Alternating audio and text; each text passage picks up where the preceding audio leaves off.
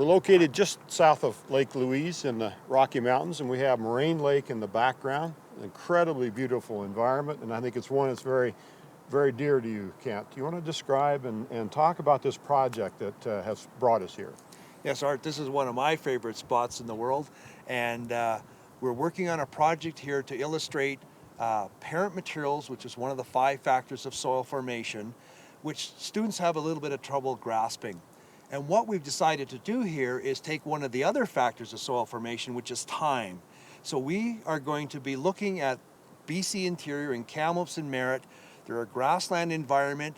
The parent materials and landforms developed and were laid down 10,000 years ago, thereabouts, and they're now vegetated with grass and grass communities. What we've decided to do is then come back to the Rocky Mountains where these same landscapes are developing at time 0.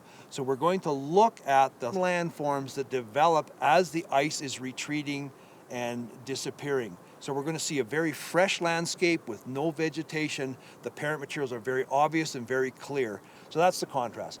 We're going to look at it 10,000 years after deglaciation and at time 0 when the ice has just left this environment.